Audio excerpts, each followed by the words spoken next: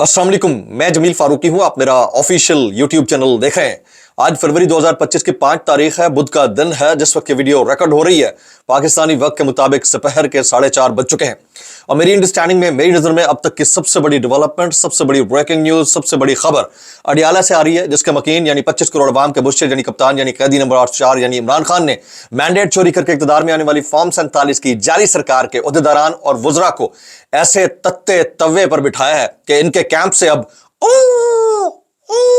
की आवाजें आ रही हैं। आगे जाते हैं तो कुआं है, पीछे जाते हैं तो खाई है। खान कप्तान यानी कैदी नंबर 804 यानी इमरान खान सिस्टम की नाक पर लड़ चुका है। जलसों की तवारीख आ चुकी है। आज से जलसों का नेक्स्ट लेवल शुरू होने लगा है। वर्चुअल जलसा, फिर नॉर्मल जलसा, फिर इंटरनेशनल जलसा, फिर 8 फरवरी का जलसा यानी एहतजाज। और इस एहतजाज के हवाले से जुनैद अकबर साहब और उनकी टीम बड़ी मस्बत राय रखती है। वो क्या राय रखती है, उसकी तफसीलात क्या है, वो मैं शेयर करूंगा। फिर ऐसे मोमेंट के ऊपर ग्रैंड अपोजिशन अलायंस का तख्लीक पाना और उनका एलामिया जारी होना भी इस मैंडेट चोरी करके इक़्तिदार में आने वाली जाली सरकार के ऊपर बिजलियां गिरने से कम इसका तासुर नहीं लिया जा सकता। उसकी डिटेल्स क्या रहेंगी वो भी शेयर करूंगा। और फिर अमेरिका के अंदर जो तब्दीलियां हैं उसको अब पाकिस्तान का नेशनल मीडिया भी गेज करना शुरू हो गया है।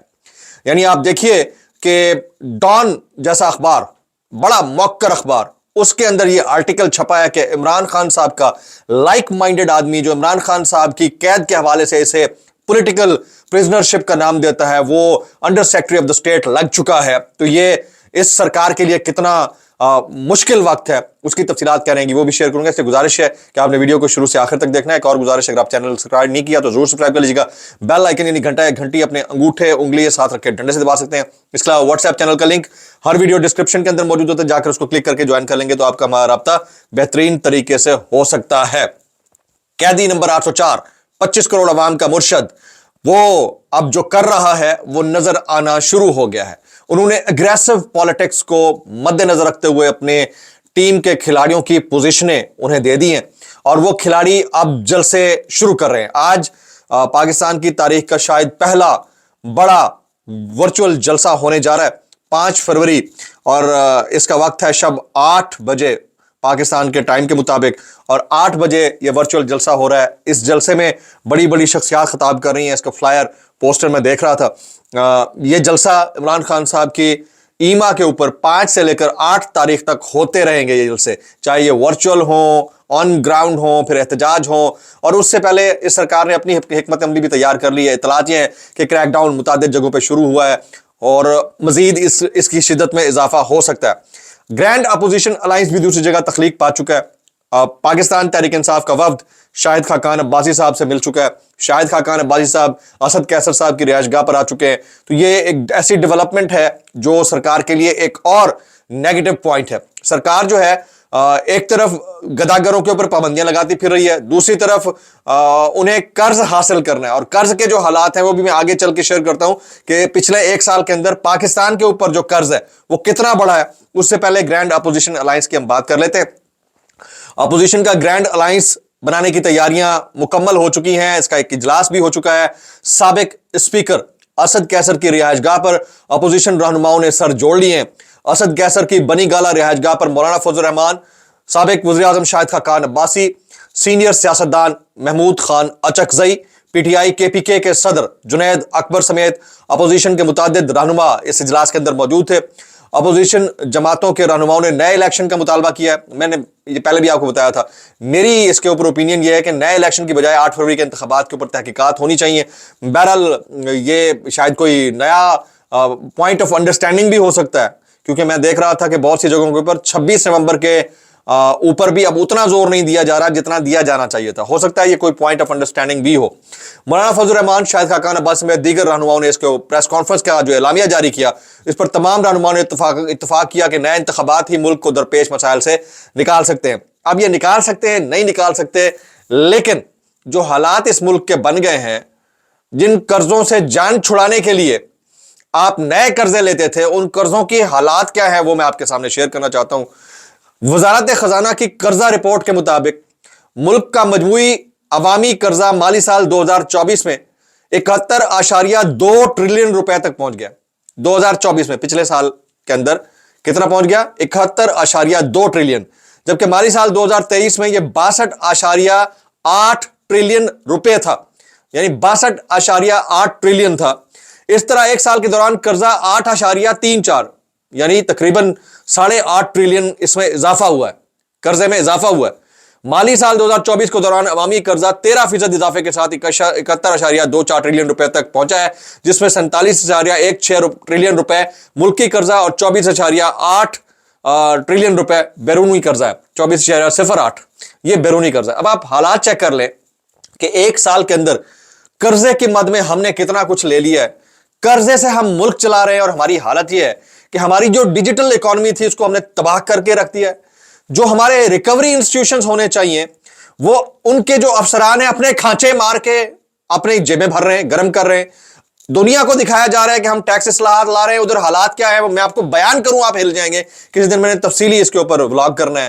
ہر محکمے کے اندر راشی 2 نمبر بندہ بیٹھا ہے جو اپنے عدلیوں کے ذریعے پیسے اکٹھے کر رہا ہے، بٹور رہا ہے اپنی ذات کے لیے، اپنے خاندان کے لیے۔ ایسا لگتا ہے کہ قبضہ مافیا بیٹھا ہوا ہے۔ یہ تجاوزات ہٹانے کے نام کے اوپر جو کچھ ہو رہا ہے، اس کے پیچھے بھی ہمارے پاس کچھ مصدقہ غیر مصدقہ اطلاعات ہیں جو وہاں کے مقامی بتاتے ہیں کہ متعلقہ انتظامیہ ان سے پیسے وصول کرنے کے لیے ان کو تنگ کر رہی ہے، جہاں تجاوزات نہیں بھی بنتی ہیں ان کو ڈکلیئر کر کے ان کے نام کے اوپر بھتہ وصول کیا جا رہا ہے۔ یہ بہت سارے ہمارے دوست ہیں جن کے ساتھ یہ واقعات پیش آئے ہیں، وہ بتا رہے ہیں، جو کلائنٹس ہیں وہ بتا رہے ہیں۔ تو اب حالات اب ایسے ہیں کہ جب ہر جگہ بدماشی لگی پڑی ہو تو پھر آپ کس سے سوال کریں، کس سے نہ کریں۔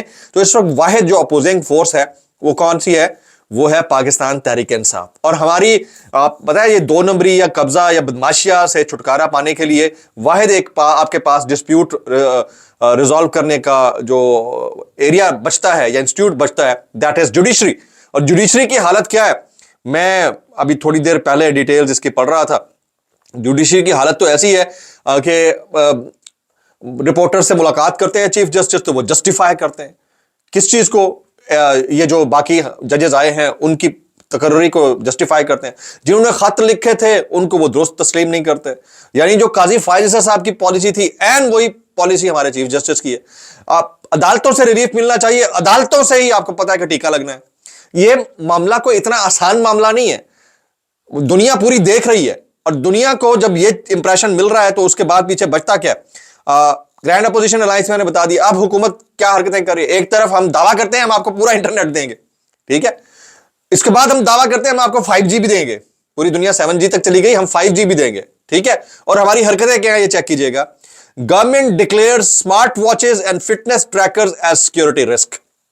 اندازہ کیجئے آپ، یعنی جو میں اسمارٹ واچ پہنتا ہوں وہ سیکورٹی رسک ہے، جو فٹنس بینڈ ہے جس سے میری ہیلتھ کا پتہ چلتا ہے وہ سیکورٹی رسک ہے کیونکہ وہ ٹریک ہو پاتی ہے، ٹھیک ہے۔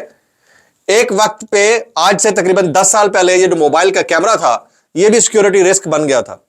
یہ کہا جا رہا تھا کہ وہ کیمرے والے موبائل الاؤ نہیں ہوں گے اس ملک کے اندر۔ پھر واٹس ایپ کے بارے میں کہا گیا۔ اب یہ حالت ہے، ہم ٹیکنالوجی اڈاپٹیشن کی بجائے ہم ٹیکنالوجی کے خلاف کھڑے ہو جاتے ہیں۔ ہم بالکل اس فٹ پرنٹ کے اوپر ہیں جب East India company printing press لائی تھی برے صغیر پاک و ہند کے اندر، تو مزدور اور علماء نے گٹھ جوڑ کر کے احتجاج شروع کر دیا تھا کہ مزدور کی اہمیت ختم ہو جائے گی، یہ مشین نہیں آنی چاہیے۔ 100 سال پیچھے کر دیا اس ساری سچویشن نے۔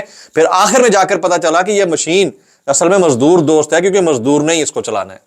پرابلم سارا یہ ہے کہ ہمیں جو لوکیشن ٹریک ایکٹیویٹی ہے یہ پسند نہیں ہے۔ اس کی ریزن یہ ہے کہ ہو سکتا ہے اس کے اندر کوئی فلا ہو، لیکن ہر چیز کا ایک پازیٹیو یوزیج بھی ہے۔ اس پازیٹیو یوزیج کی طرف ہم کیوں نہیں جا رہے ہیں یہ سمجھ سے باہر ہے۔ اب آ جاتے ہیں امریکہ کے اندر۔ ڈان نے ایک بڑی سٹوری لکھی، میں آج اس کو پڑھ چکا ہوں۔ اب میں تھوڑی دیر پہلے فواد چودھری صاحب کا ٹویٹ دیکھ رہا تھا، وہ کہتے ہیں ٹرمپ نے ایک شخصیت ہیں ڈیرن بیٹی، ان کو under secretary for public policy تعینات کر دیا ہے۔ ڈیرن ان لوگوں میں شامل ہیں جو عمران خان کو ہٹانے میں بائیڈن انتظامیہ کے کردار کی تصدیق کر چکے ہیں، اور ان کا ماننا ہے کہ عمران خان کو ٹرمپ کی طرح سیاسی انتقام کا نشانہ بنایا جا رہا ہے۔ ڈیرن اب ٹرمپ کی وار آن ٹیررزم سمیت اہم پالیسی شیپ اپ کریں گے۔ انہوں نے ڈان.com کا آرٹیکل بھی شیئر کیا ہے، تو میں آپ کو صبح کے ولاگ میں بتا چکا ہوں۔ یہ ڈیرن بیٹی ہیں، ریچرڈ گرینل ہیں، اس کے علاوہ زلمے خلیل زاد ہیں۔ یہ بڑی شخصیات ہیں جو کہ ایک الگ سے ڈائریکشن طے کر رہے ہیں, اور ان کی ڈائریکشن یہ بھی بتا رہی ہے کہ ان کی کچھ معاملات کے اوپر پالیسی چینج نہیں ہوئی. جیسے اسرائیل کا معاملہ ہے, اس کے اوپر پالیسی ان کی چینج نہیں ہوئی. اچھا, میں ایک اور اہم میٹر ہے وہ آپ کے ساتھ شیئر کرنا چاہتا ہوں. یہ جل لگا کے بالوں پہ 7 بجے کے شو میں ایک بندہ بیٹھتا ہے, اس کا نام حسن نقوی ہے. انہوں نے ایک ٹویٹ کیا ہوا ہے, ٹویٹ سنیے گا, بڑا انپورٹنٹ ہے. وہ کہتے ہیں آپ کو حامد میر, عمران ریاض, صدیق جان, سمینہ پاشا, چودھری غلام حسین, صابر شاکر, جمیل فاروقی, شہزاد اکبر جیسے لوگ کبھی نہیں بتائیں گے کہ وہ کشمیر جیسے تیسے ہر حکومت پاکستان کے سینے سے لگا کر رکھا, اور بھارت کی ہمت نہیں ہے اس کو اپنا حصہ بنانے, اس کو کشمیر کو عمران خان کی حکومت نے ٹرمپ سے ملاقات کے بعد بھارت کو بیچ دیا تھا. یہ پہلا حصہ ہے ان کے ٹویٹ کا, عمران خان نے بیچ دیا تھا. اچھا, یہ وہ کہتے ہیں حسن نقوی صاحب. آپ جائیں تاریخ کا مطالعہ کریں, کشمیر کو خان نے کس طرح بیچا اس کا آپ کو پتہ لگ جائے گا. ہاں, یہ سب آپ کو ایک آزاد کشمیر پر آگ لگانے ملیں گے اور وہاں کی عوام کو پاکستان کے خلاف بھڑکائیں گے. یہ کبھی بھی آپ کو اس سوال کا جواب نہیں دیں گے. کہیں گے باجوہ نے کیا, باجوہ کو ڈیڈی بھی تو خان ہی کہتا تھا کیونکہ جوتے صاف کرنے میں لگا ہوا تھا بس, اور یہ ساری بات ہے. 2 حصے ہیں. پہلا حصہ وہ یہ کہتے ہیں کہ عمران خان نے ان کے مطابق, حسن نقوی کے مطابق, عمران خان کشمیر کے ساتھ یہ کیا, ٹھیک ہے. دوسرے حصے میں کہتے ہیں کہ ہم جیسے جو صحافی ہیں وہ آپ کو آزاد کشمیر کے معاملے کے اوپر بات کرتے ہوئے نظر نہیں آئیں گے. آج 5 فروری ہے. سب سے پہلی بات تو یہ بھائی, پاکستان میں پرائم منسٹر آفس کس طرح کا آفس ہے اور کتنی پالیسی ڈیسائیڈ کرنے کی پوٹینشل رکھتا ہے, یہ آپ کو اگر نہیں پتا تو جا کر تاریخ پڑھ لیجئے. اگر وہ نہیں پڑھنا آتی تو انگریزی سیکھ لیجئے کسی سے, اور اگر کوئی نہیں ہو اور سکھا پا رہا تو میرے پاس آ جائے گا, میں سکھا دوں گا آپ کو تھوڑی بہت, ٹھیک ہے. تو یہ عمران خان کا سول ڈیسیژن نہیں ہو سکتا, پہلی بات یہ ہے. دوسری بات بھائی, جو زیادہ آپ کی نظر میں اس وقت طاقت میں اقتدار میں ہے, شریف خاندان اور باقی, ان کے گھر میں تو مودی بغیر ویزے کے آ جاتا ہے, ٹھیک ہے. سجن جلال کے حوالے سے بھی بہت ساری خبریں, تو ان سے کہہ کے چھڑوا لو نا بھائی, چھوڑ دو باقی ساری باتوں کو, باقیوں کو چھوڑ دو. ہم نہیں کرتے وہ بات. عمران خان نے تو یہ کہہ دیا تھا کہ فیصلہ میرا نہیں تھا, میرے ہی شو پہ بول کے گئے تھے. تو ان سے کہہ دو نا کہ یہ چھڑوا لیں. یہ بھی تو 2-2.5 سال ہو گئے نا, 2 دفعہ وزیر اعظم بن چکے ہیں شہباز شریف صاحب. ان سے کہہ دیں وہ چھڑوا دیں, ختم ہو گئی بات. تو آپ اس میں عمران خان صاحب کو کیوں رگڑ رہے ہو بھائی؟ عمران خان صاحب کا اس سے کیا لینا دینا ہے؟